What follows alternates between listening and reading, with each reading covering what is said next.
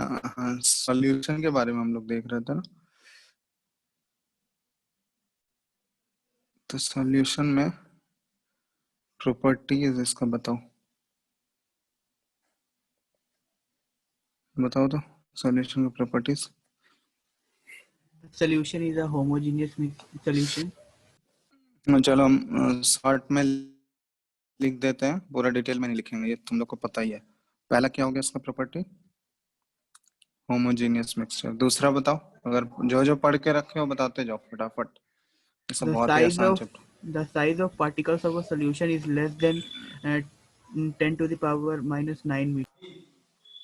हाँ, कि particles of solution जो होगा ना, पार्टिकल्स ऑफ सॉल्यूशन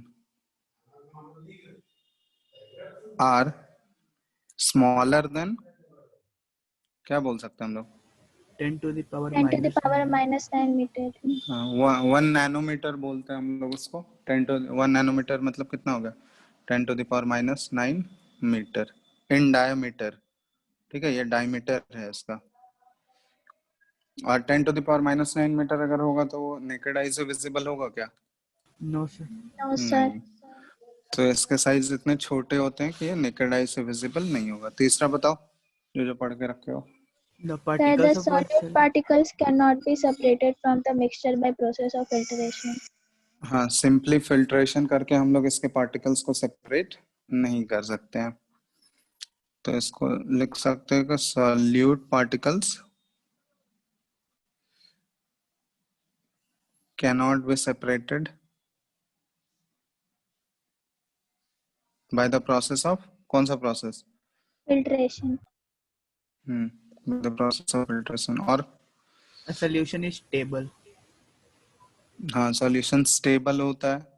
स्टेबल होने का मतलब क्या हुआ कि अगर बहुत टाइम तक छोड़ भी दोगे तो उसके सॉल्यूट और सॉल्वेंट जो है वो सेपरेट नहीं होता है एक दूसरे से। वो ऑब्वियसली सॉल्यूट उसके अंदर ही डिसॉल्व, ऐसा नहीं कि थोड़े टाइम तक छोड़ दिया तो सॉल्यूट बाहर निकल जाएगा। ठीक है, तो इसको हम लोग बोल सकते हैं कि द सॉल्यूशन इज स्टेबल। ठीक है, स्टेबल होने का मतलब कि अगर बहुत टाइम तक उसको छोड़ दोगे तो ऐसा नहीं है कि सॉल्यूट नीचे जाके सेटल हो जाएगा। ठीक है, और कोई point? Sir, the path of light is not visible. Not visible, वो तो ठीक है, बट एक और इम्पोर्टेंट पॉइंट छूट गया, टिंडल इफेक्ट वाला। टिंडल इफेक्ट सुने हो ना तुम लोग? Yes, sir. Yes, sir. Tyndall effect किसको बोलते हैं? जैसे किसी भी, कुछ भी लो सॉल्यूशन या कुछ भी लो, आगे पढ़ेंगे, सस्पेंशन हो गया, कॉलॉइड हो गया, तो उससे अगर हम लोग लाइट रेज अगर पास करेंगे तो लाइट रेज अगर स्कैटर नहीं हुआ, ठीक है, तो हम लोग बोलते हैं कि वो टिंडल इफेक्ट शो नहीं कर रहा है। मतलब लाइट रेज के स्कैटरिंग के फेनोमेनन को ही हम लोग बोलते हैं टिंडल इफेक्ट। ठीक है, तो एक्चुअली जो पार्टिकल साइज होते हैं ना, जिससे हम लोग लाइट पास कर रहे हैं, तो उनके पार्टिकल साइज उतने लार्ज इनफ होने चाहिए ताकि वो लाइट के बीम को क्या कर सकें, स्कैटर कर सकें। तो इस केस में पार्टिकल साइज उतना लार्ज इनफ है क्या कि वो बीम ऑफ लाइट को स्कैटर करेगा? No, sir. होता है? No, sir. No, sir. नहीं। तो इसलिए हम लोग बोल सकते हैं इसको कि they do not scatter beam of light. They do not scatter a beam of light. ठीक है, beam of light passing through the solution. और बीम ऑफ लाइट को स्कैटर नहीं कर रहा है तो इसका मतलब क्या हुआ कि वो टिंडल इफेक्ट शो करेगा क्या? No, sir. No, sir. बोल सकते हैं कि they don't show Tyndall effect.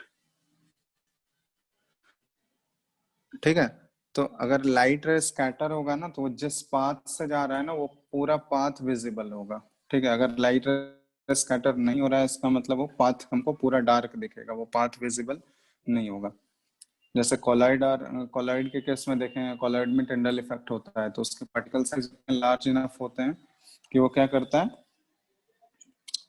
Light rays को स्कैटर कर देता है। और लाइट रेस अगर स्कैटर हो गए तो मतलब जिस पाथ से वो गुजर रहा है, वो path beam of light pass हो रहा है, तो वो पूरा पाथ हमको विजिबल होगा। ठीक है, तो ये चीज ध्यान रखना। तो ये सारे प्रॉपर्टीज हो गए सॉल्यूशन के, लास्ट क्लास में हम लोग देखे। चलो अब इसमें एक दो वो सब तो देख चुके थे ना, सैचुरेटेड, अनसैचुरेटेड, सुपर सैचुरेटेड, वो सब हो गया था ना। Yes, sir. Yes, Yes, sir. sir. Concentration निकालने का एक दो फॉर्मूला होता है इसमें कि किसी सॉल्यूशन का तुमको कंसंट्रेशन निकालना है, तो कैसे हम लोग फाइंड आउट करते हैं बताओ तो। Concentration is Cons- equal to amount of solute by amount of solution. हाँ, दो टाइप से करते हैं, एक मास बाय मास होता है, ठीक है, मास बाय मास परसेंट, और एक मास बाय वॉल्यूम होता है, ठीक है, ये चीज ध्यान रखना। Mass by mass percentage of solution, तो इसको हम लोग मास बाय मास को कैसे डिफाइन करते हैं, तो इसका फॉर्मूला होता है मास ऑफ सॉल्यूट। सॉल्यूट का मास ऊपर आएगा और नीचे मास ऑफ सॉल्यूशन लेना है। सॉल्यूशन में क्या हो गया तुम्हारा, सॉल्यूट का भी मास ऐड हो गया और सॉल्वेंट का भी मास ऐड हो गया। समझ में आ रहा है ना, ये कंफ्यूज मत होना, ये सॉल्वेंट का नहीं है। नीचे हमको total mass of the solution लेना है और इनटू परसेंटेज निकाल रहे हैं तो इनटू 100 करना है। क्लियर है ना, बन जाएगा ना इससे सवाल, यही सिंपल इसी फॉर्मूले पे क्वेश्चन पूछा जाता है। बस इसी चीज में गलती होता है कि यहाँ पे बहुत लोग सॉल्वेंट का ले लेता है, एक्चुअली हमको नीचे जो मास लेना है वो किसका लेना है, Solution. सॉल्यूशन। Solution. तो उसमें सॉल्यूट प्लस सॉल्वेंट दोनों का एडिशन सम लेना है हमको नीचे, ठीक है। तो ये हो गया मास बाय मास। दूसरा क्या होता है, मास बाय वॉल्यूम परसेंट। तो मास बाय वॉल्यूम परसेंटेज का मतलब क्या हुआ, सॉरी,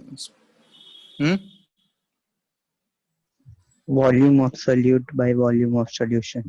नहीं, मास बाय वॉल्यूम है ना। Mass of solute by Mass of solute by volume of solute. volume of solution. हाँ, तो ऊपर तुमको क्या लेना होगा, सॉल्यूट का तो मास Mass ही of लेना है, solute. ठीक है, और नीचे क्या लेना है हमको, वॉल्यूम ऑफ सॉल्यूशन, ठीक है, ये हुआ। और इनटू क्या कर देंगे, परसेंटेज निकाल रहे थे इनटू 100। तो यहाँ पे देखो बहुत जगह देखोगे वॉल्यूम निकालने के लिए तुमको डेंसिटी दिया रहेगा, ठीक है। वॉल्यूम का फॉर्मूला क्या होता है, वॉल्यूम इज इक्वल टू, किसी भी चीज का वॉल्यूम निकालते हैं क्या मास बाय डेंसिटी होता है, Yes, sir. Sorry, density mass per unit volume होता है, तो वॉल्यूम निकालने का हम बता रहे हैं। चलो ठीक है, डेंसिटी के टर्म में ही हम लोग बात करते हैं। डेंसिटी क्या होता है, मास पर यूनिट वॉल्यूम। ये तो फॉर्मूला पढ़े होगा ना तुम लोग, मास बाय वॉल्यूम, इसको डेंसिटी बोलते हैं। तो यहाँ पे वॉल्यूम ऑफ सॉल्यूशन तुमको निकालने के लिए इसका डेंसिटी दिया रहेगा और मास दिया रहेगा तुमको, ठीक है। तो वॉल्यूम निकाल सकते हो क्या, वॉल्यूम क्या आ जाएगा, अगर मास तुमको गिवन है और डेंसिटी गिवन है तो मास बाय डेंसिटी कर दोगे तो वॉल्यूम नहीं आ जाएगा। Yes, sir. Yes, sir. तो यहाँ से वॉल्यूम निकाल लोगे और वॉल्यूम यहाँ पुट कर दोगे तो मास बाय वॉल्यूम परसेंटेज आ जाएगा तुम्हारा। तो ये चीज क्वेश्चन में देख लेना कि मास बाय मास परसेंट पूछा है या मास बाय वॉल्यूम परसेंट पूछा है। तो इसमें मास बाय मास को ऐसे भी लिखा जाता है, मास और वेट इसमें दोनों सेम लेते हैं हम लोग केमिस्ट्री में, ठीक है, इन दोनों में कोई डिफरेंस नहीं होता है।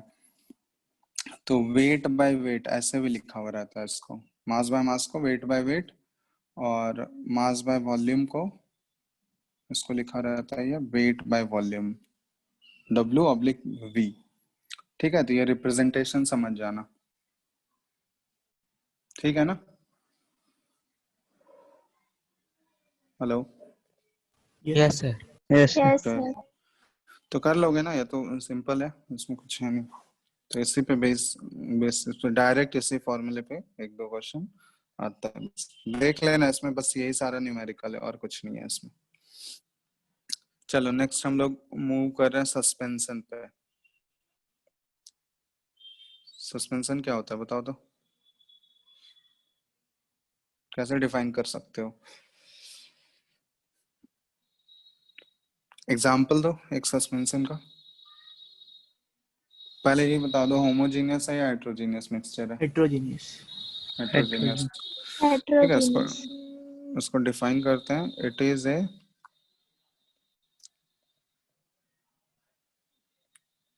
heterogeneous mixture in which solute particles, ठीक है। जैसे सॉल्वेंट में क्या हो रहा था कि सॉल्यूट पार्टिकल डिसॉल्व हो जा रहा था सॉल्वेंट में, बट यहाँ पे ये सॉल्यूट के पार्टिकल्स डिसॉल्व नहीं हो रहे हैं, do not dissolve but remain, Suspended. हाँ सस्पेंडेड, वो उसमें डिजॉल्व नहीं होगा, वो उसमें सस्पेंडेड रह जाता है, suspended through out the bulk of the medium, जिस मीडियम में उसको रखेंगे हम लोग तो through out the bulk of the medium वो सस्पेंडेड रह जाएगा, वो उसमें घुलेगा नहीं, ठीक है, through out the bulk of the medium. Example दो तो। chalk water, चॉक वाटर हो गया या मड इन वाटर हो गया। मड इन वाटर में तो कुछ देर के बाद वो नीचे चला जाएगा, ठीक है, सस्पेंडेड ही बोल सकते हैं उसको, ठीक है। चॉक इन वाटर हो गया, या स्मोक इन द एयर, ये भी तो हुआ ना yes suspension, sir, smoke in the air. तो ये सारे कुछ कुछ कॉमन एग्जांपल है सस्पेंशन के। इसमें ध्यान रखना कि कंप्लीटली डिजॉल्व नहीं होता है वो सॉल्यूट के पार्टिकल्स, वो जिस मीडियम में हम लोग उसका डालेंगे उसमें सस्पेंडेड होगा, छोटे छोटे पार्टिकल्स के फॉर्म में वो सस्पेंडेड होगा। इसके प्रॉपर्टीज बताओ तो, ग्राफिट जैसे सॉल्यूशन का इसका बताते जाओ Sir, it is a short में। heterogeneous mixture. पहला तो पॉइंट हो गया हेट्रोजीनियस है, और it is bigger Sir, than it 10 to the can power be minus seen 7 by the meter. naked eyes. हाँ, इसके पार्टिकल साइज इतने लार्ज इनफ होते हैं कि उसको हम लोग नेकेड आई से देख सकते हैं, नेकेड आई से ये विजिबल होगा, बट सॉल्यूशन के पार्टिकल्स जो है नेकेड आई से विजिबल नहीं थे, ठीक है। तो साइज, पार्टिकल साइज क्या होगा, साइज ऑफ द पार्टिकल जो होता है इसमें More than 10 to the power minus 7 mm. Greater than 100 nanometer बोलते हैं हम लोग, Yes sir. Greater than 100 nanometer. तो 1 नैनोमीटर में 10 टू द पावर माइनस 9 था, तो इसको हम लोग बोल सकते हैं greater than 10 to the power minus 7 meter, meter में अगर लिखेंगे हम लोग, ठीक है। इन ये क्या है, डायमीटर, डायमीटर हम लोग मेजर कर रहे हैं। तो ये पार्टिकल साइज ध्यान रखना, पार्टिकल साइज के बेसिस पे डिफरेंस हमको पूछा जाएगा। चलो और बताओ, तो ये स्टेबल है या अनस्टेबल है? Unstable. Stable. Unstable, Unstable. क्योंकि इसमें सस्पेंडेड अगर होंगे तो उसको कुछ देर तक छोड़ दोगे, जैसे मड इन वाटर होता है, तो शुरुआत में तो वो सस्पेंशन रहेगा, बट बहुत टाइम तक छोड़ दोगे तो वो क्या होगा, मड के पार्टिकल धीरे धीरे नीचे ही जाके सेटल हो जाएगा ना। तो थ्रू आउट वो पूरा क्या, एनी टाइम कभी भी अगर देखोगे तो थ्रू आउट वो यूनिफॉर्म थोड़ी ना रहेगा हमेशा के लिए, होगा क्या? No sir. तो बहुत टाइम तक, 1-2 घंटे तक अगर उसको अनडिस्टर्ब्ड छोड़ दोगे तो वो नीचे जाके सेटल हो जाएगा, ठीक है। तो इसलिए हम लोग बोलते हैं कि इट इज अनस्टेबल मिक्सचर। और बताओ It show Tyndall effect. क्या चीज? It show Tyndall effect. हाँ, अगर लाइट इसके थ्रू पास करेंगे तो पार्टिकल साइज इतने लार्ज इनफ है कि ये स्कैटर कर देगा, तो इट शोज टिंडल इफेक्ट बोल सकते हैं हम लोग। और क्या बोल सकते हैं? It can be Passes separated through by filtration. pores of filter paper. Hmm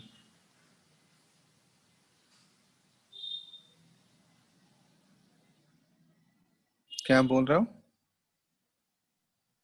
Sir, they can be separated by the process of filtration. हाँ, जैसे सॉल्यूशन में वो फिल्टर पेपर से सेपरेट नहीं हो रहा था, फिल्ट्रेशन प्रोसेस से सेपरेट नहीं हो रहा था, क्योंकि पार्टिकल साइज इतने छोटे थे कि वो उसके थ्रू आसानी से इजीली पास हो जा रहा था। बट यहाँ पे क्या है, पार्टिकल साइज बहुत ज़्यादा डिफरेंस है, ऑलमोस्ट 100 टाइम्स ज़्यादा है ना उसका डायमीटर। तो 100 टाइम्स ज़्यादा है, इसका मतलब अब क्या ये पास कर पाएगा फिल्टर पेपर के पोर्स के थ्रू? No, sir. नहीं। तब आसानी से इनके पार्टिकल्स को या सॉल्यूट को हम लोग क्या कर सकते हैं, जो मीडियम है, जिस मीडियम में डाला गया है उससे आसानी से सेपरेट कर सकते हैं या नहीं कर सकते हैं? Yes, sir. तो यहाँ पे हम लोग बोल सकते हैं कि they can be separated by filtration, ठीक है। चलो, तो बस 3-4 पॉइंट हो गए, ये सब ध्यान रखना। हो गया इसका। और बताओ, तो यही है सस्पेंशन से रिलेटेड, सस्पेंशन का डेफिनेशन और प्रॉपर्टीज। प्रॉपर्टीज इसमें ध्यान रखना, पार्टिकल साइज डिफरेंस तुमको आना चाहिए डिफरेंशिएट करने के लिए कि सॉल्यूशन से कैसे इसको डिफरेंशिएट करेंगे हम लोग। ठीक है, बहुत सारे पॉइंट आ गए। सॉल्यूशन स्टेबल था या अनस्टेबल है, सॉल्यूशन में टिंडल इफेक्ट नहीं हो रहा था, यहाँ हो रहा है, सॉल्यूशन फिल्ट्रेशन से सेपरेट नहीं हो पा रहा था उनके पार्टिकल्स, बट यहाँ पे सेपरेट हो पा रहा है। फिर साइज में डिफरेंस है, सॉल्यूशन होमोजीनियस था, ये हेट्रोजीनियस है। समझ में आ रहा है ना? Yes, hello, sir. चलो तो नेक्स्ट हम लोग मूव कर रहे हैं कोलॉइड पे। कोलॉइडल सॉल्यूशन, कोलॉइडल सॉल्यूशन के बारे में बताओ।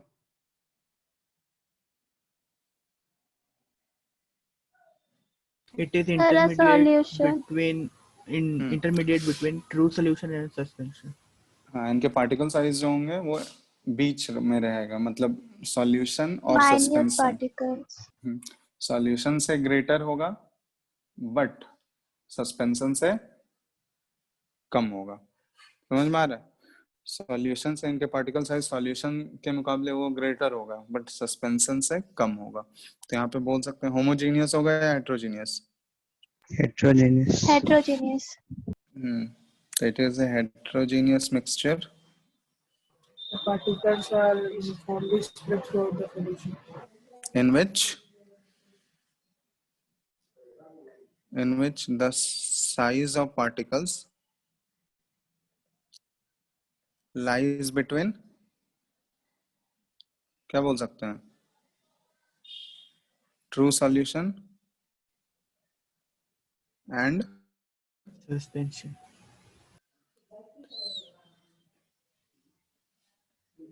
suspensions।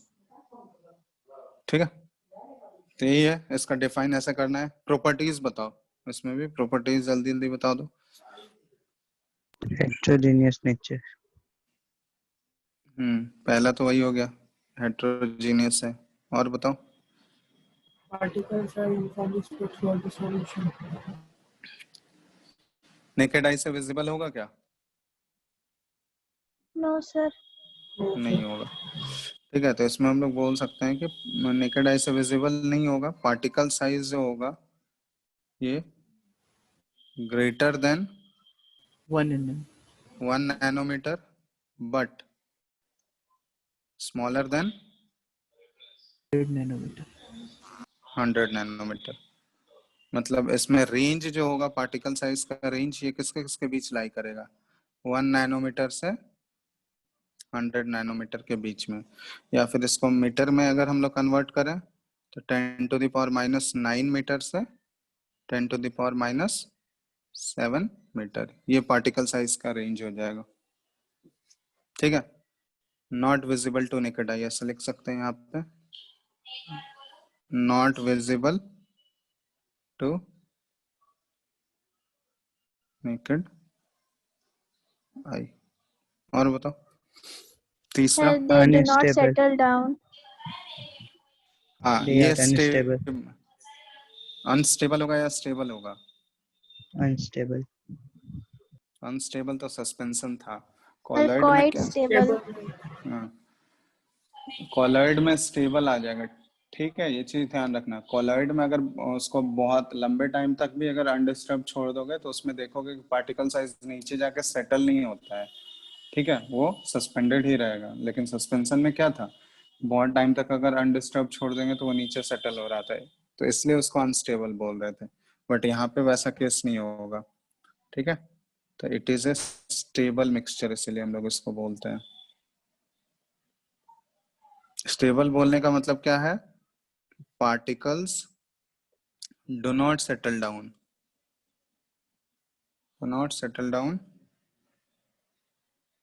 At the bottom. ठीक है, बॉटम में वो सेटल डाउन नहीं होगा over a period of time, ठीक है, और बताओ। So They cannot be Tyndall, separated from Tyndall effect. mixture. Tyndall effect observe होगा आसानी से इसमें। ऐसा बोल सकते हैं हम लोग कि कॉलॉइडल पार्टिकल्स जो हैं can easily scatter a beam of light, beam of light को आसानी से स्कैटर कर देगा ये।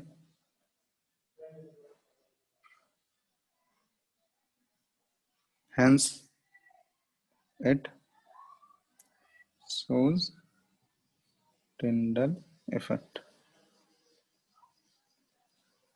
और है कुछ property? It cannot separated by filtration. हाँ, फिल्ट्रेशन से सेपरेट कर सकते हैं या नहीं कर सकते हैं? नहीं कर सकते। सर अलग प्रोसेस होता है उसको सेपरेट करने का। इसको फिल्ट्रेशन से हम लोग सेपरेट नहीं कर सकते हैं, ठीक है, क्योंकि पार्टिकल्स फिल्ट्रेशन से मोस्टली जो है तुम्हारा सिंपली सिर्फ सॉल्यूशन वाला सॉल्यूशन ही सस्पेंशन सेपरेट होगा, ठीक है। सॉल्यूशन और कॉलॉइड जो है वो तुम्हारा फिल्ट्रेशन प्रोसेस से सेपरेट हम लोग या फिल्टर पेपर यूज करके नहीं कर सकते हैं, ठीक है। एग्जाम्पल इसमें दे सकते हो क्या? इसमें देखो एक टेबल ऐसे बना देते हैं तुम लोगों के लिए, क्योंकि इसमें कॉलॉइड में जो होता है ना, दो फेज बनते हैं इसमें। जैसे सॉल्यूशन में हम लोग देखे थे ना, एक सॉल्यूट था, दूसरा सॉल्वेंट था। उसी तरह कॉलॉइड में हम लोग दो फेज के टर्म में बात करते हैं। एक होता है डिस्पर्स्ड फेज, ठीक है, एक होता है डिस्पर्स्ड फेज और दूसरा होता है डिस्पर्सन मीडियम, ठीक है, ये चीज ध्यान रखना। तो जैसे सॉल्वेंट में सॉल्यूशन में सॉल्यूट और सॉल्वेंट था, यहाँ पे कॉलॉइड में एक डिस्पर्स्ड फेज है और दूसरा डिस्पर्सन मीडियम है, ठीक है। डिस्पर्स्ड फेज किसको बोलते हैं?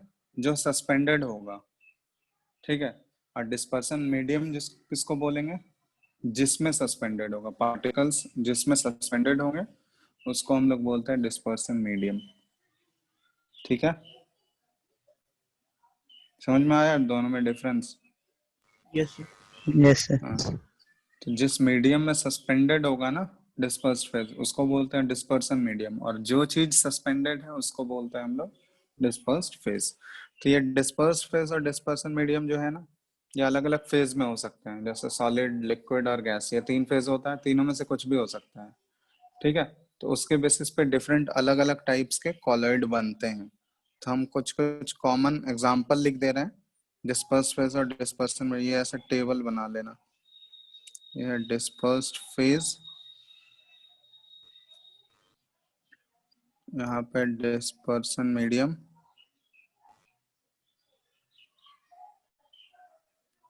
और ये टाइप, कौन सा टाइप है कॉलॉइड का, इधर एग्जांपल्स, ठीक है। तो पहला है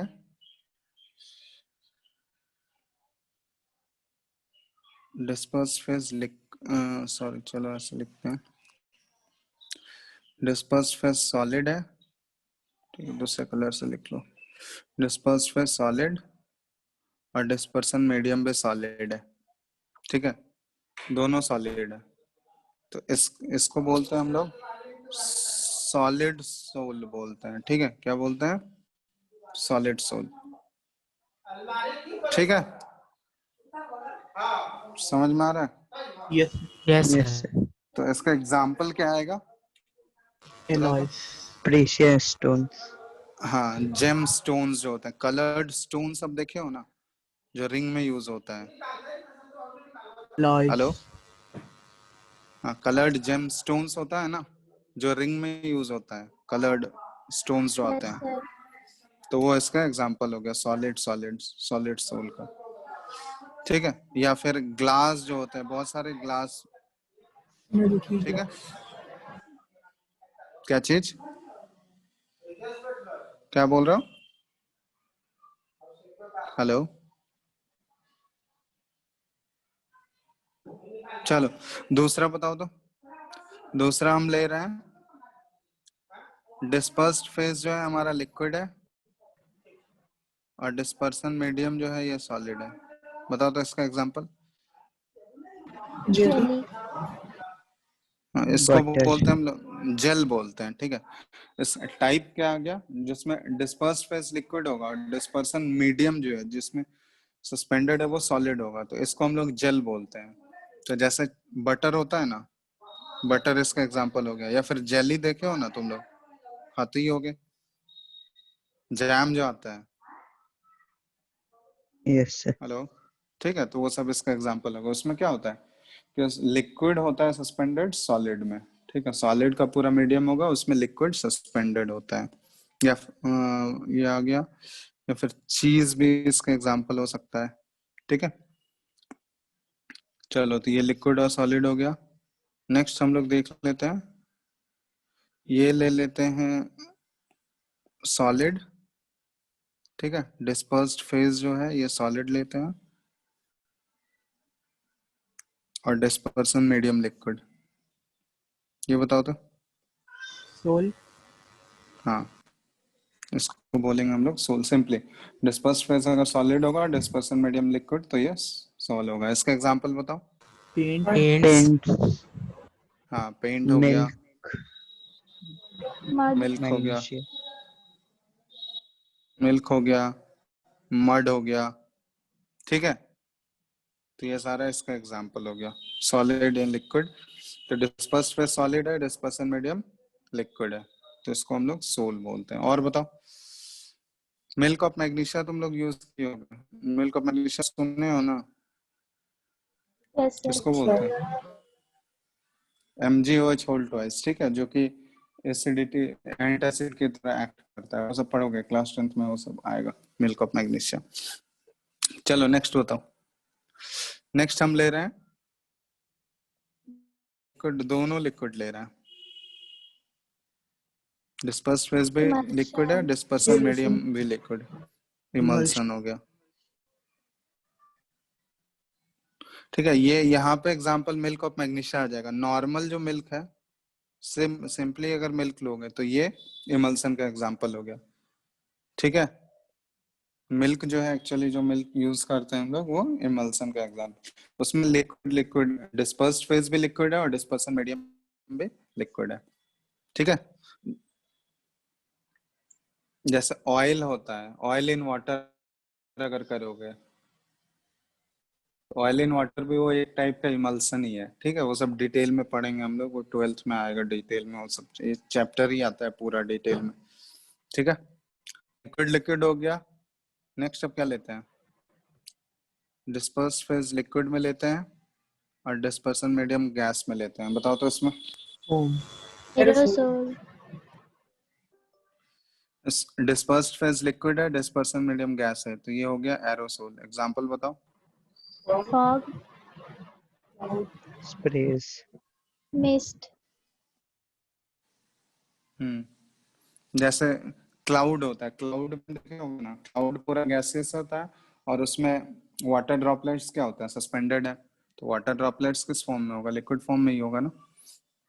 तो क्लाउड में वाटर ड्रॉपलेट्स अगर सस्पेंडेड होंगे तो उसको, ये किसका एग्जांपल हो गया, एरोसोल का। ये क्लाउड हो गया, या फिर फॉग जो होता है उसमें भी वाटर ड्रॉपलेट्स सस्पेंडेड होते हैं, ठीक है। तो ये सारे इसके एग्जांपल हो गए। अब डिस्पर्स्ड फेज गैस ले रहे हैं, डिस्पर्सन मीडियम लिक्विड ले रहे हैं, बताओ इसमें। Foam. foam,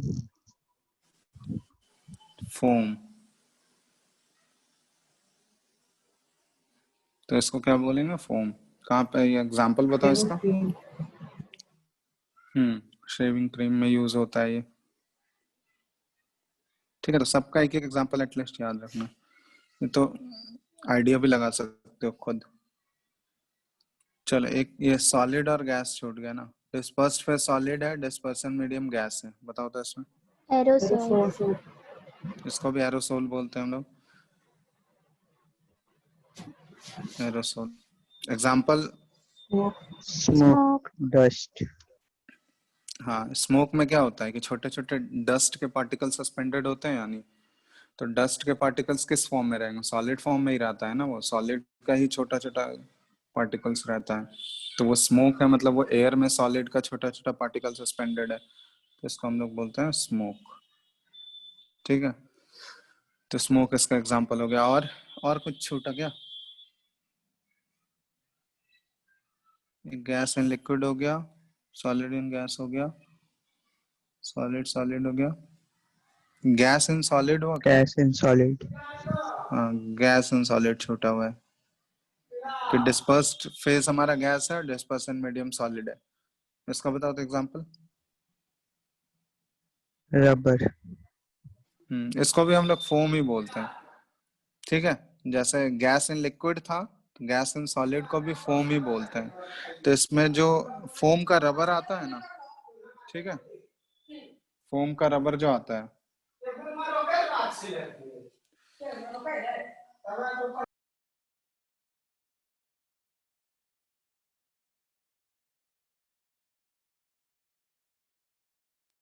hello hello, Yes, sir. yes तो sir, इसमें एग्जाम्पल क्या आ जाएगा तुम लोग का? Pumice. फोम रबर, ठीक है। फोम का जो रबर आता है ना, देखे हो स्पॉन्ज वाला जो रबर आता है, Yes, sir. Yes, sir. yes sir, ठीक है, तो वो इसका एग्जाम्पल हो गया। उसमें देखो गैस ही होता है ना, वो प्रेस जो होता है वो क्या होता है, गैस, गैस ही तो रहते हैं उसके पोर्स के बीच में, ठीक है। तो ये सारे टाइप्स हो गए तुम्हारे डिस्पर्स फेज और डिस्पर्सन मीडियम का। अगर फेज चेंज कर देंगे तो उसके बेसिस पे ये अलग अलग टाइप्स के कॉलर्ड। अब देखो यहाँ पे गैस और गैस के मिक्सचर को, गैस और गैस वाला हम लोग यहाँ पे नहीं लिए हैं। गैस और गैस वाले को कॉलर्ड क्यों नहीं कंसिडर करते हैं हम लोग, बताओ तो। डिस्पर्स फेज गैस और डिस्पर्सन मीडियम गैस, ये वाला केस लिए हैं क्या इसमें? लिए हैं, बताओ। No, sir. no No, sir, sir. तो नहीं लिए हैं, इसका मतलब वो कोलाइड के कैटेगरी में नहीं आ रहा है, क्योंकि गैस और गैस का मिक्सचर जो होता है ना, गैस और गैस को मिक्स करोगे तो ये कभी भी हेट्रोजीनियस मिक्सचर बनाएगा ही नहीं। जब दो गैसेस आपस में मिक्स होते हैं तो गैसेस हमेशा होमोजीनियसली मिक्स होता है। तो ये एक होमोजीनियस मिक्सचर का एग्जांपल हो गया। गैस और गैस क्या हो गया, होमोजीनियस मिक्सचर हो गया। तो इसको हम लोग कोलाइड के कैटेगरी में रख सकते हैं क्या? no sir, नहीं। तो इसीलिए गैस और गैस के मिक्सचर को कोलाइड नहीं बोला जाता है, नॉट ए कोलाइड, ठीक है। क्यों नहीं कोलाइड बोला जा रहा है? बिकॉज गैस, दो गैसेस का जब भी मिक्सचर बनाओगे तो वो हमेशा होमोजीनियसली मिक्स हो जाएंगे, एक दूसरे में होमोजीनियसली मिक्स होते हैं, इसलिए उसको होमोजीनियस मिक्सचर बोलते हैं। जैसे एयर होता है, तो एयर में क्या है, डिफरेंट डिफरेंट गैसेस का मिक्सचर ही तो है, अलग अलग गैसेस का, और वो सारे गैसेस क्या है, यूनिफॉर्मली मिक्स्ड हैं। परसेंटेज भले ही अलग अलग है, ठीक है, बट होमोजीनियस मिक्सचर एक बना हुआ है उसमें, बेस्ड ऑन देयर परसेंटेज, ठीक है। चलो, तो ये तीन के बारे में डिटेल में पढ़ना था। इसमें है क्या किसी को डाउट? ये तीनों में इनके सभी के डिफरेंस ध्यान रखना, क्या क्या डिफरेंस होता है मेन पार्टिकल साइज में, और क्या क्या प्रॉपर्टीज होते हैं। दो तीन पॉइंट एटलीस्ट तीनों के बीच में पॉइंट ऑफ डिफरेंस, ये ध्यान रखना।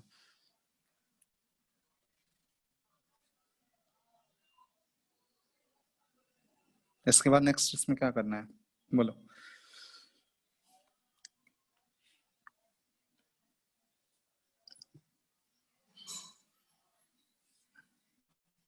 है क्या इसमें किसी को कुछ पूछना है इसमें, बताओ। Hello, Yes, sir. इसमें कुछ पूछना है किसी को? No, sir. चलो, तब कुछ कुछ सेपरेशन टेक्निक्स हम लोग देख लेते हैं। सेपरेशन टेक्निक्स ये सब पढ़ना है ना तुम लोगों को?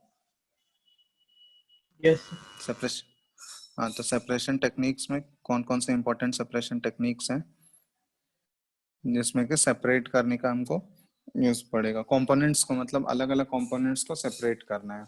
तो इसमें सबसे पहला है सेपरेशन टेक्निक, इवापोरेशन का प्रोसेस है। इवापोरेशन हम लोग कहाँ पे यूज करते हैं, बताओ तो। इवापोरेशन मेनली किसके लिए यूज करते हैं हम लोग? कि इवापोरेशन मेनली वहां पे यूज करना है जहाँ पे कोई सॉल्यूट के पार्टिकल्स जो है वो पानी में डिसॉल्व है, तभी तो उसको इवापोरेट करोगे ना। उसको हीट करोगे तो पानी क्या हो जाएगा, निकल जाएगा, और जो उसमें डिसॉल्व सब्सटेंस होगा वो बचा हुआ रह जाएगा। तो हम लोग यूज कहाँ पे इसको यूज कर सकते हैं, बताओ तो। Ink it in is water. Use to separate a substance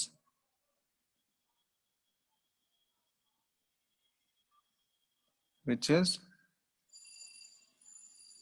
dissolved in water। ठीक है, तो कौन से फैक्ट के ऊपर ये बेस्ड है? तो मेनली सॉलिड सॉल्यूट ही डिसॉल्व होगा ना वाटर में, ठीक है, तो उसके लिए हम लोग ये यूज करते हैं। तो यहाँ पे ये फैक्ट कौन कौन सा फैक्ट के ऊपर ये डिपेंड करता है? एग्जाम्पल जैसे इसमें इंक का भी यूज कर सकते हो कि इंक इन वाटर जो होता है, तो इसको अगर हीट करोगे तो जैसे मान लो इसमें हम लोग ले लिए एक ग्लास टाइप का लेते हैं ऐसे, अब इसको वॉच ग्लास बोलते हैं हम लोग, ठीक है, जिसमें कि हम लोग ऑब्जर्व करेंगे। तो इसमें इंक और वाटर का ये मिक्सचर है, ठीक है, वाटर में इंक मिक्स किया हुआ है। तो यहाँ से जैसे ही नीचे से इसको हीट करोगे, नीचे से हीट करोगे, ठीक है, ये ऐसे ले लिए, तो ये हीट करोगे तो क्या ऑब्जर्वेशन आएगा बताओ तो, हीट करने पे?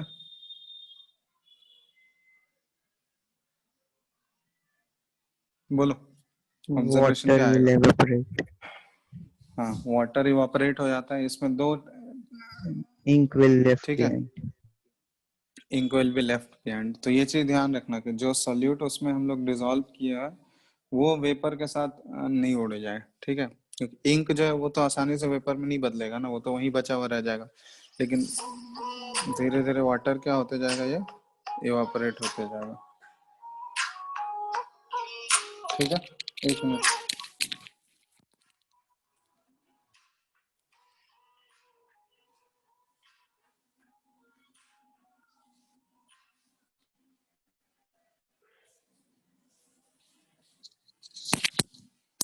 हेलो, ठीक है, तो क्या बच जाएगा इसमें बताओ? Ink. क्या बचा हुआ रह जाएगा? तो यहाँ पे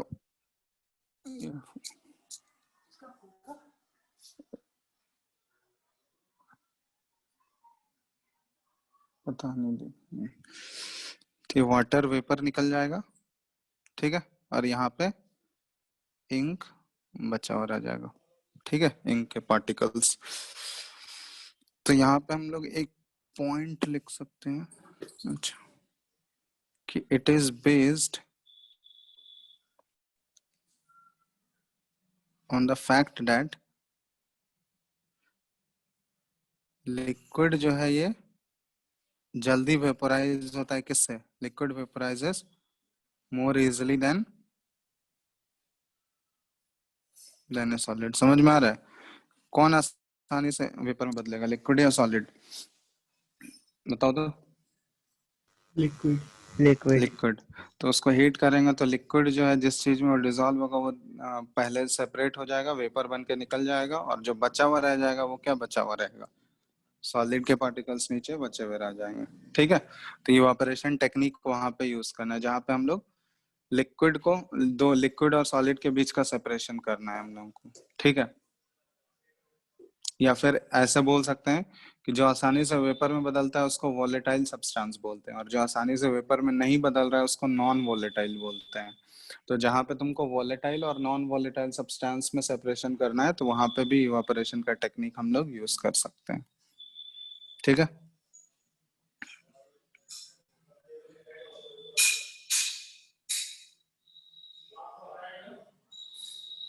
और कौन कौन से टेक्निक है बताओ तो? centrifugation, सेंट्रीफ्यूगेशन टेक्निक कहाँ पे यूज करते हैं हम लोग? separate cream from milk, centrifugation में क्या होता है बताओ तो? हम्म Denser particles are forced. कौन से प्रिंसिपल पे ये बेस्ड है? Use to separate the cream from milk, ठीक है। तो ये एक एग्जांपल हो गया, क्रीम को जब मिल्क से सेपरेट करते हैं तो ये सेंट्रीफ्यूगेशन प्रोसेस यूज करते हैं। तो एक्चुअली इसमें क्या होता है कि जो सस्पेंडेड पार्टिकल है ना उसको हम लोग सेपरेट कर रहे हैं लिक्विड से, जो लिक्विड जिसमें सस्पेंडेड रहेगा उससे वो हम लोग सस्पेंडेड पार्टिकल को सेपरेट करते हैं। तो एक इसमें apparatus यूज किया जाता है जिसको बहुत ही रैपिडली घुमाया जाता है, ठीक है, तो रैपिडली अगर घुमाया जाता है तो हैवियर पार्टिकल्स जो होंगे ना वो धीरे धीरे क्या होते जाएगा, सेटल डाउन होते जाएगा, और जो लाइटर पार्टिकल्स होंगे वो ऊपर आएगा। तो यहाँ पे ऐसे लिख रहे हैं, इससे रिलेटेड कुछ कुछ पॉइंट्स ये ध्यान रखना। तो इसमें क्या होता है कि जो मिक्सचर बना हुआ है हमको जिसको सेपरेट करना है, तो मिक्सचर को हम लोग रोटेट करते हैं, is rotated rapidly so that heavier particles in the mixture settle down at the bottom, ठीक है। तो इतने जोर से उसको मिक्सचर को घुमाते हैं, रोटेट करते हैं, तो हैवियर पार्टिकल्स जो है वो नीचे सेटल होगा। तो प्रिंसिपल, ये कौन से प्रिंसिपल पे काम करता है बताओ तो? बेसिक प्रिंसिपल क्या होगा इसका? denser particles settle at bottom. Density के बेसिस पे ये डिफरेंशिएट करता है। तो जो ज्यादा डेंसिटी का सब्सटेंस होगा वो नीचे जाकर सेटल हो जाएगा, और जो लाइटर पार्टिकल्स होंगे जिसका डेंसिटी कम है वो ऊपर आएगा। तो the basic principle of centrifugation हम लोग बोल सकते हैं is that denser particles settle to the bottom, ठीक है।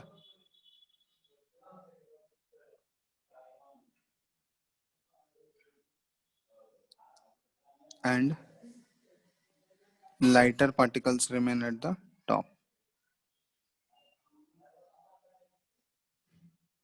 तो ये प्रिंसिपल है, ये प्रिंसिपल ध्यान रखना, सब सारे प्रोसेस का बेसिक प्रिंसिपल क्या है, ठीक है। तो ये हो गया सेंट्रीफ्यूगेशन के बारे में, जहां पे तुमको जैसे एग्जांपल हो गया कि क्रीम को अगर सेपरेट करना है मिल्क से, तो ये इससे आसानी से सेपरेट हो सकता है। एप्लीकेशन और कहाँ यूज किया जाता है बताओ तो सेंट्रीफ्यूगेशन को? एक तो क्रीम से मिल्क, क्रीम को सेपरेट करना है मिल्क से, तो वहां पे सेंट्रीफ्यूगेशन, और क्या क्या एप्लीकेशन होगा, कहाँ पे और यूज कर सकते हैं? लेबोरेटरी में क्या, जब ब्लड टेस्ट किया जाता है, ब्लड में बहुत सारे कंपोनेंट होते हैं ना, ठीक है, प्लाज्मा होता है, रेड ब्लड सेल होता है, WBC होता है, तो बहुत सारे कंपोनेंट होते हैं उसमें। तो उनके कंपोनेंट्स को जब सेपरेट करना रहता है ब्लड से, क्योंकि अलग अलग सारे का तुमको रिपोर्ट देना होता है, टेस्ट जो होता है ब्लड टेस्ट, उसमें तो सभी चीजों का एग्जैक्ट रिपोर्ट आता है ना। तो उसमें क्या होता है, सेंट्रीफ्यूगेशन टेक्निक ही यूज किया जाता है ताकि सारे पार्टिकल्स को क्या किया जाए, सेपरेट किया जाए ब्लड के। तो ब्लड टेस्ट डायग्नोस्टिक, जब डायग्नोसिस कराने जाते हो तो वहां पे ये यूज किया जाता है, यूज्ड इन, ऐसे लिख सकते हैं, डायग्नोस्टिक लेबोरेटरीज, ठीक है। सर वाटर ट्रीटमेंट प्लांट में भी यूज होता है क्या? आवाज नहीं आ रहा है, बोलो। सर वाटर ट्रीटमेंट प्लांट भी में यूज होता है। Water treatment plant. Water treatment plant में? Yes sir. Water treatment plant में नहीं बोल सकते, जैसे ये एक वॉशिंग मशीन वाले में यूज होता है। वॉशिंग मशीन में उसका है एप्लीकेशन। वॉशिंग मशीन में एक्चुअली जब क्लोथ को ड्राई जो किया जाता है, यस जो सर। पानी जो उसके स्क्वीज होता है तो बहुत तेज से रोटेट करता है ना वो, यस देखे सर। हो? तो जो वेट क्लॉथ है उसको ड्राई करने के लिए जब ड्रायर में डालते हो तो बहुत तेजी से वो घूमता है कि नहीं, टरबाइन? यस सर देखे। तो तो उससे क्या होता है कि वो पानी जो होता है उससे स्क्वीज होके बाहर निकल जाता है। तो वहां भी सेंट्रीफ्यूगेशन प्रोसेस ही यूज किया जाता है, ठीक है। लेबोरेटरीज फॉर ये ब्लड टेस्ट के लिए हो गया। फिर वॉशिंग मशीन में बोल सकते हैं हम लोग used in washing machine,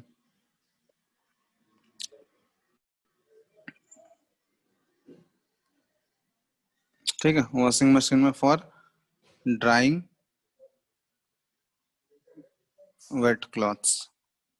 drawing मतलब पूरा तो ड्राई नहीं होता है, मतलब उससे पानी जो है वो स्क्वीज होके बाहर निकल जाता है, ठीक है। तो वेट क्लॉथ से पानी, ऐसे लिख लो इसको इस फॉर्म में, for squeezing water out of wet cloths. For squeezing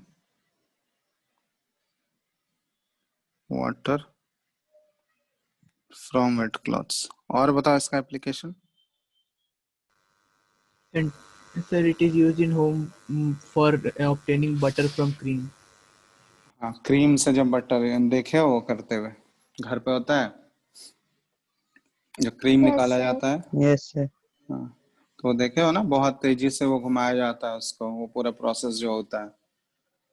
ठीक है, तो वो पूरा जो है क्रीम जो उससे निकलता है जिससे घी ऑब्टेन होता है बाद में, तो वो पूरा सेंट्रिफिकेशन प्रोसेस ही होता है उसमें. जो क्रीम होता है वो लाइटर है तो वो ऊपर आते जाएगा धीरे धीरे.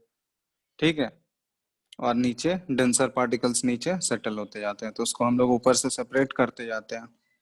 ठीक है, तो ये हो गया दूसरा टेक्निक हो गया सेंट्रिफ्यूगेशन. चलो अब बताओ. अब नेक्स्ट हम लोग कर रहे हैं इसमें कि दो इमिसिबल लिक्विड को अगर सेपरेट करना है तो फिर क्या करेंगे. Separating funnel. हाँ, ये तो आसानी से सेपरेट किया जाता है, separation up to immiscible liquid. तो इमिसिबल लिक्विड में जो इमिसिबल लिक्विड किसको बोलते हैं हम लोग. Oil and water solution. उसको बोलेंगे क्या, मतलब इमिसिबल लिक्विड्स कैसे डिफाइन करोगे. जब दो लिक्विड आपस में मिक्स नहीं हो रहे हैं तो उसको इमिसिबल बोलते हैं. ठीक है, तो जैसे ऑयल इन वाटर हो गया, तो ऑयल इन वाटर को देखोगे ना उसमें एक डिस्टिंक्ट बाउंड्री होता है, वो दोनों तो आपस में मिक्स नहीं होता है. तो डिस्टिंक्ट बाउंड्री है तो आसानी से उसको सेपरेटिंग फनल से by the process of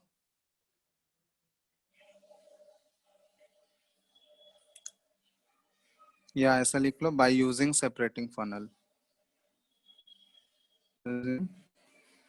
separating funnel. ठीक है, इसमें प्रिंसिपल क्या इन्वॉल्व है बताओ तो. इसमें भी वही डेंसिटी वाला ही प्रिंसिपल इन्वॉल्व है. जो लाइटर होगा वो ऊपर होगा, जो हैवियर होगा वो नीचे होगा. तो सेपरेटिंग फनल से वो डिफरेंस तो तुमको दिखेगा ही. तो उसको सेपरेटिंग फनल का नोजल ओपन कर दो, जहां तक लाइटर नीचे से निकल जाएगा जहां तक वो जाएगा, और हैवियर वाला जैसे ही आएगा उसको स्टॉप कर देना नोजल.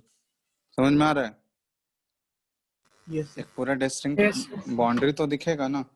तो उसमें क्या होगा कि मिक्सचर को अगर बहुत टाइम तक छोड़ दोगे अनडिस्टर्ब तो उसमें डेंसिटी के बेसिस पे वो सेपरेट हो जाएगा. जो डेंसर पार्टिकल होगा ज्यादा डेंसिटी वाला वो नीचे आ जाएगा, और जो कम डेंसिटी वाला लिक्विड है वो ऊपर चला जाएगा. तो इसको बोल सकते हैं हम लोग कि based on the principle of difference in densities of two liquids. ठीक है, एग्जाम्पल ऑयल इन वाटर हो गया. ठीक है, तो ये इसका प्रोसेस हो गया.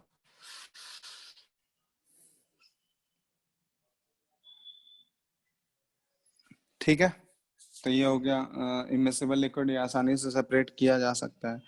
इसको नेक्स्ट एक सब्लिमेशन प्रोसेस पढ़े हो तुम लोग. Yes. किसको Yes. बोलते हैं सब्लिमेशन, बताओ जल्दी जल्दी बोलो फटाक से.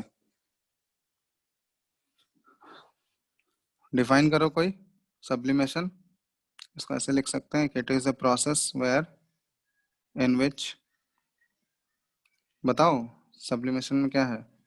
Substance Solid directly changes into liquid. Directly Changes into changes gas from without changing into liquid. Solid to gaseous state. तो डायरेक्टली वो सॉलिड से गैसियस स्टेट में चला जाएगा विदाउट चेंजिंग इनटू, सॉरी ऐसे लिख लो, विदाउट गोइंग इनटू लिक्विड. ठीक है, gaseous state on heating simply लिख लो. डायरेक्टली वो किस में चला जाएगा, सॉलिड से गैस में. लिक्विड में कन्वर्ट नहीं होगा, वो डायरेक्ट सॉलिड से गैस में बदल जाएगा ऑन हीटिंग. तो इसको सब्लिमेशन बोलते हैं. तो सब्लिमेशन में एक स्पेशल टाइप का सब्सटेंस ही आता है जो कि सबलाइम होता है। कौन एग्जांपल बता सकते हैं? जैसे नेप्थलीन बॉल्स होता है, उसमें यूज किया होगा Dry ना घर ice. पे। Camphor. कैम्फर हो गया, कपूर जो होता है पूजा में Dry यूज ice. होता है, ड्राई आइस होता है। तो ड्राई आइस किसको बोलते हैं हम लोग? सॉलिड कार्बन डाइऑक्साइड को। तो सॉलिड कार्बन डाइऑक्साइड है वो तो डायरेक्टली सॉलिड से किसमें कन्वर्ट हो जाता है? तुम्हारा CO2 गैस में कन्वर्ट हो जाएगा। ठीक है। एक केमिकल सब्सटेंस भी सर होता है वहाँ अमोनियम। स्टेट ऑन हीटिंग, वहाँ रूम टेम्परेचर नहीं होता सर? रूम टेम्परेचर पे जरूरी नहीं है ना, जैसे कैम्फर होता है, कैम्फर अपने आप थोड़ी ना इवापोरेट होने लगता है, उसको जलाओगे तभी तो। Yes sir. सारा रूम टेम्परेचर पे थोड़ी ना होता है। नेप्थलीन बॉल अपने आप होता है लेकिन वो बहुत ज्यादा टाइम टेकिंग होता है। ठीक है। कैम्फर जैसे यूज करते हैं तो उसको जलाते हैं तभी तो वो कन्वर्ट होता है सॉलिड से गैस में डायरेक्ट। Yes sir. हाँ, तो केमिकल सब्सटेंस का एग्जांपल बताओ जहाँ पे सब्लिमेशन यूज होता है। एक अमोनियम। Ammonium chloride. हाँ, अमोनियम क्लोराइड जो एक सब्लिमेबल सब्सटेंस है, ये ध्यान रखना। इसका फॉर्मूला होता है NH4Cl, ये है। तो डायरेक्टली ये सॉलिड से गैस में चला जाएगा, तो सब्लिमेबल सब्सटेंस है। कैम्फर हो गया, नेप्थलीन हो गया, और भी कुछ कुछ होता है। एंथ्रासीन होता है, Iodine. आयोडीन होता है। ठीक है। तो ये सारे कुछ कुछ सब्लिमेबल सब्सटेंस के एग्जाम्पल है। तो ये ध्यान रखना कौन कौन से सब्लिमेबल सब्सटेंस है जो डायरेक्टली सॉलिड से। जैसे ऐसे क्वेश्चन पूछा कि सैंड और अमोनियम क्लोराइड का मिक्सचर है, उसको कैसे सेपरेट करेंगे? तो कौन सा टेक्निक यहाँ यूज कर सकते हैं? सब्लिमेशन। By sublimation. सब्लिमेशन। क्योंकि सैंड तो सब्लिमेट होगा नहीं, अमोनियम क्लोराइड सब्लिमेट हो जाएगा हीट करोगे तो वो चला जाएगा डायरेक्टली गैस बन के निकल जाएगा, बच क्या जाएगा? सिर्फ सैंड बच जाएगा। ठीक है। तो इस टाइप के प्रोसेस ऐसे सेपरेशन टेक्निक्स यहाँ पे ऐसे यूज करना है। ठीक है। चलो, और 2-3 टेक्निक्स है वो हम लोग आगे नेक्स्ट क्लास में करेंगे। इसमें देखो किसी को इसमें डाउट है, एक और क्लास लगेगा उसमें, फिर यही है ना लास्ट टॉपिक, और तो कुछ है नहीं इसमें। सेपरेशन टेक्निक्स ही बचा है ना सिर्फ, Yes, sir. Yes, और sir. कुछ बचाएगा?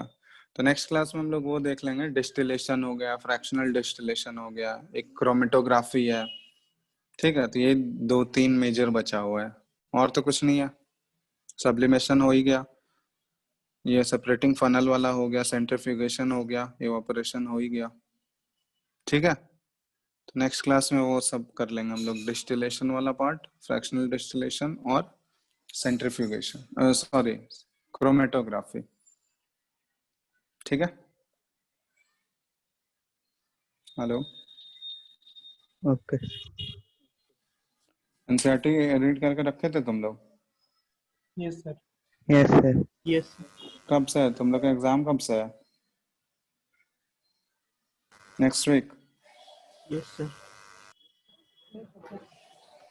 ठीक है। तो नेक्स्ट वीक में एक क्लास लगेगा, एक क्लास और लगेगा, ये खत्म हो जाएगा। तो यही लास्ट टॉपिक है। और वो पहला वाला चैप्टर हट गया है क्या पूरा? Yes, sir. हट गया.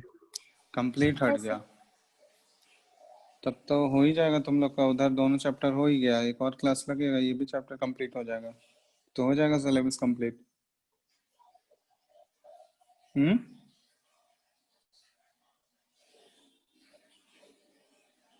ठीक है। इसका बुकलेट मिला है ना तुम लोगों को?